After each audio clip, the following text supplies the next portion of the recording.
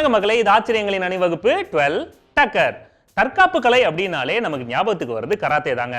உலகம் முழுக்க ஃபேமஸா இருக்கிற கராத்தேவை பத்தின 12 டக்கரான தகவல்கள் உங்களுக்காக. ஜப்பான்ல ரிவ்யூ கிட் அப்படின்ற இடத்துல ஒரு சண்டை பயிற்சி பண்ணிருக்காங்க. இந்த கலை நல்லா இருக்கே அப்படின்னு சொல்லிட்டு சைனால இருந்து அதை பார்த்தவங்க அப்படியே அதை பார்சல் எடுத்துட்டு போயிட்டு தங்களோட கலையான கென்போ அப்படின்ற கலை கூட மிக்ஸ் பண்ணிருக்காங்க. இதுதான் கராத்தேவோட ஸ்டார்டிங். நம்மளோட மிக்சிங்கும் 10 மணிக்கு மேல இன்டர்நேஷனல் லெவல்ல இருக்கும். 13th செஞ்சுரியில ஜப்பான்ல சுஷான் வம்சத்தை சேர்ந்த ஷாட்டோ அப்படின்ற மன்னர் சைனாவை சேர்ந்த மிங் வம்சாவளியினரோட கான்டாக்ட் வச்சிருந்தாரு பிசினஸ்க்காக. அப்போ ஒரு தடவை இவரு சைனாக்கு போகும்போது அந்த கலையை பார்த்துட்டு இது என்னடா நம்ம ஊர் ஐட்டமா இருக்கே அப்படின்னு சொல்லிட்டு அந்த கலையை திருப்பி ஷிஃப்ட் பண்ணி இங்க கொண்டாந்து இவரு டெவலப்மெண்ட் பண்ணி கராட்டேவை அடுத்த ஸ்டேஜுக்கு கொண்டு போயிருக்காரு.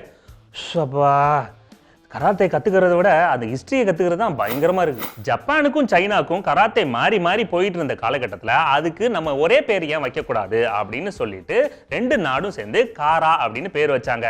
அதுக்கப்புறம் டே அப்படின்னு பேர் வச்சு கராட்டேன்னு சேர்த்துட்டாங்க.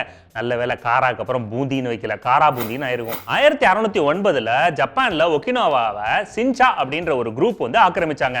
அந்த காலகட்டத்தில் ஒரு ரூலை கொண்டு வந்தாங்க, ஆயுதங்கள் யூஸ் பண்ணக்கூடாதுன்னு. இதனால போராட்டக்காரர்கள் என்ன பண்ணாங்கன்னா கராத்தேவை கத்துக்கிட்டு தங்களோட எதிரிகளை அடிச்சு தம்சம் பண்ணாங்க.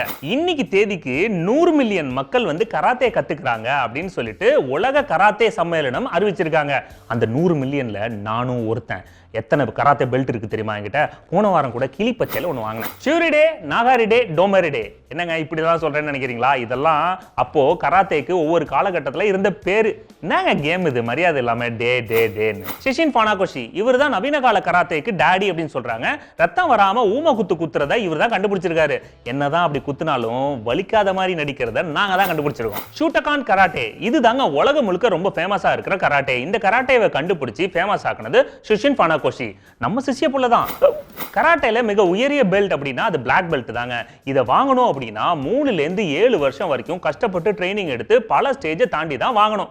இதுக்கே இவ்வளவு கஷ்டப்படுறீங்க? என் கூட பாண்டி பஜார் வாங்க, 5 நிமிஷத்துல பிளாக் பெல்ட் வாங்கி கொடுத்துருவேன். ஜப்பான்லயும் சைனாலையும் பாத்தீங்கன்னா கருப்பு வந்து ரொம்ப மதிக்கத்தக்க கலருங்க. அதனாலதான் கராட்டேவோட உயரிய பெல்ட்டுக்கு அந்த கலரை கொடுத்திருக்காங்க. ஆனா யூஎஸ்க்கு அந்த கலர் பிடிக்காது. அவங்க என்ன பண்ணிருக்காங்கன்னா ரெட் கலரை கொடுத்திருக்காங்க.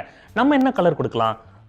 பிங்க் பெண்களுக்கு ரொம்ப பிடிக்கும். எப்படி உடற்பயிற்சி செய்யற இடத்துக்கு பேர் வந்து ஜிம்மோ, அதே மாதிரி கராட்டே பிராக்டிஸ் பண்ற இடத்துக்கு பேர் வந்து டோஜோ. எவ்வளவு சின்ன இடமா இருந்தாலும் இந்த டோஜோவை அங்க இன்ஸ்டால் பண்ணிடலாம். இன்ஸ்டால் பண்ணுவேன்.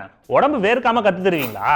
கராத்தே ட்ரெஸ் வந்து மோஸ்ட்லி ஒயிட் கலர்ல இருக்கும். ஏன்னா ஒயிட் கலர் ரொம்ப பெருமை மிக்க கலர் அப்படின்றதுனால அதுல யூஸ் பண்ணிட்டு இருந்தாங்க. அந்த ட்ரெஸ்ஸோட பேர் வந்து ஜி. இந்த கலரை மாடர்ன் ட்ரெண்டுக்கு ஏற்ற மாதிரி இப்போ நிறைய கலர்ல வந்துருச்சு. ஆனால் எந்த கலர்ல இருந்தா என்னங்க? குத்து வாங்கினா வர ரத்தத்தோட கலரு சிவப்பு. 12 டக்கர்ல வர டாபிக் எல்லாமே நீங்க லைக் பண்ணி அமோக வரவேற்பு கொடுக்குறீங்க மக்களே, ரொம்ப நன்றி. அண்ட் உங்களுக்கு இதை தாண்டி சில டாபிக்ஸ் பேசினா நல்லா இருக்கும் அப்படின்னு தோணும் இல்லையா? அதை வந்து நம்ம கமெண்ட் பாக்ஸ்ல கமெண்ட் பண்ணுங்க. அந்த டாபிக்ஸை பத்தின 12 டக்கரான தகவல்கள் நாங்க உங்களுக்கு தரோம். ஓகே மக்களே, மீண்டும் சந்திப்போம். இது ஆச்சரியங்களின் அணிவகுப்பு 12 டக்கர். வித் மீ உங்கள் துரைராஜ்.